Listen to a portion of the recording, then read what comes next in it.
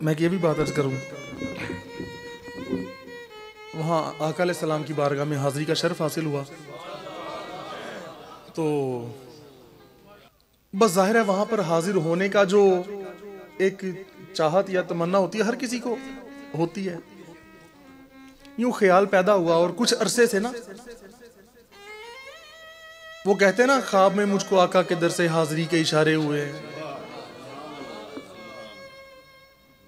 तो कोई ना कोई ऐसी बात, कोई ना कोई ऐसा मौजू छिड़ना, ऐसे ख्यालात का आना, ऐसे ख्वाबात का आना कुछ अरसे से था। वक्तन फवक्तन कोई ना कोई ऐसी बात हो रही थी।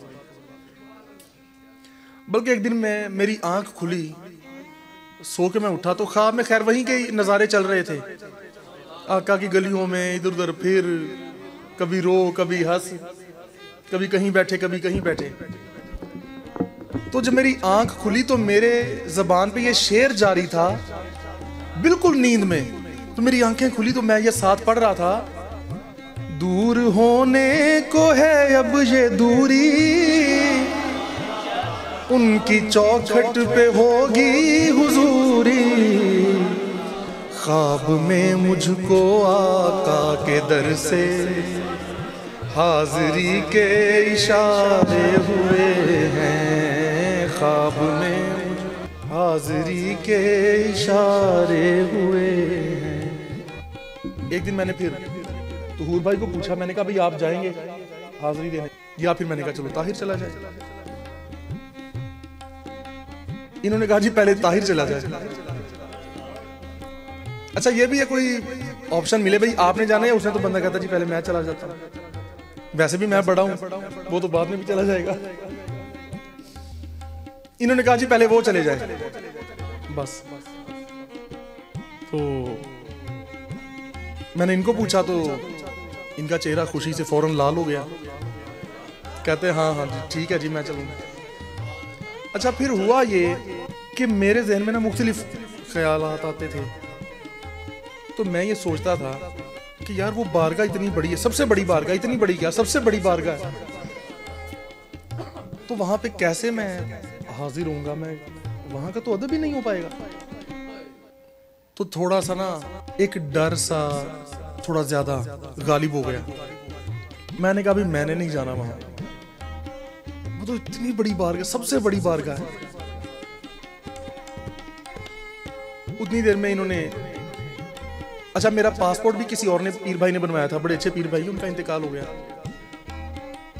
अपने जो गुलाम उस्ताद साहब जिनका इंतकाल हुआ, उन्होंने बड़े महीने मुझे कहते रहे जी पासपोर्ट बना लें, पासपोर्ट बना लें, पासपोर्ट बना लें, कि जी कितने आना जाना ही पै जाता। तो खैर उनकी एक ये कोशिश थी, उनकी एक चाहत थी, उन्होंने कोशिश करके बनवा दिया। तो फिर वो सारा वो जो प्रोसीजर पूरा होता है वो हो गया।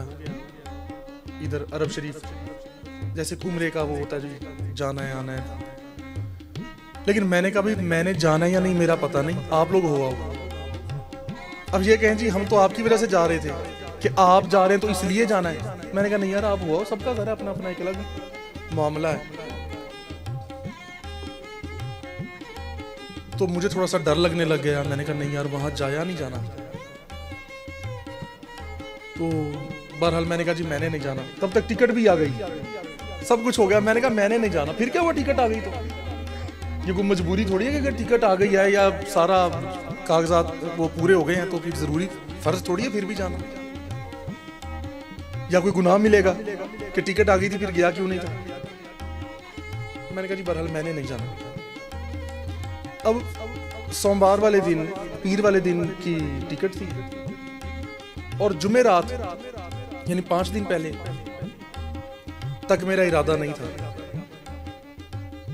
तो जुमेरात की शाम तक भी मेरा इरादा नहीं था। मैंने कहा भी मैंने नहीं जाना बहरहाल, और ये मेरी सोच पुख्ता हो रही थी कि मैंने नहीं जाना।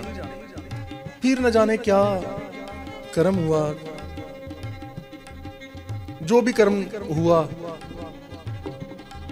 तो फिर वो मेरा इरादा बदल गया। मैंने कहा फिर हाजिरी तो, फिर मैंने कहा यार अगर हम ये सोच के नहीं जाते कि सबसे बड़ी बारगाह तो अदब नहीं हो पाएगा, तो फिर जाए ना।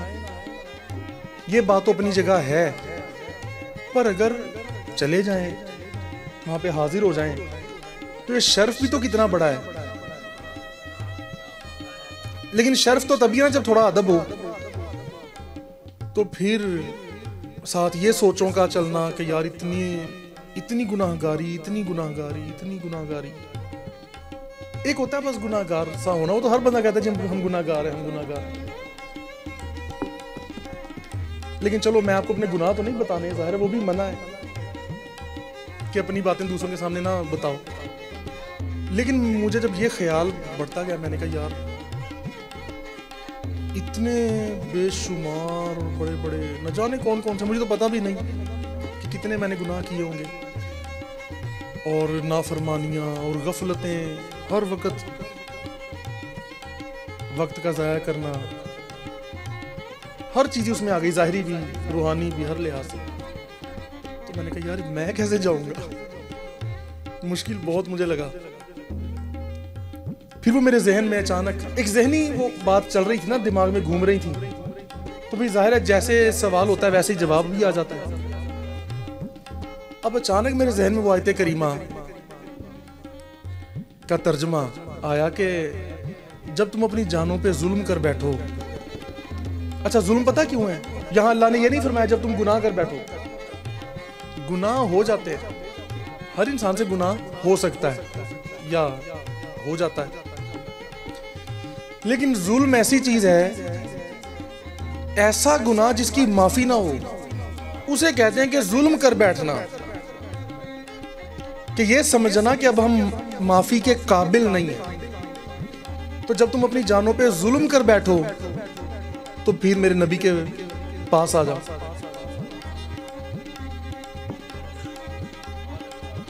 तो फिर उनसे माफी मांगो, फिर वो भी तुम्हारे लिए अल्लाह को कहें कि अल्लाह इनको माफ कर दे। तो फिर तुम अल्लाह को बहुत ही ज्यादा गफूर व रहीम व करीम पाओगे, दरगुजर माफी करने वाला पाओगे। तो मैंने कहा फिर ये भी तो यार बात है। तो इतने अंबार लेकर गुनाहों के बीच जाना कहाँ है? फिर वहीं तो जाना, और कहाँ जाएं फिर? फिर मैंने कहा यार फिर जाना ही ठीक है, कोशिश करेंगे। हमने कौन सा जानबूझकर बेअदबी करनी है?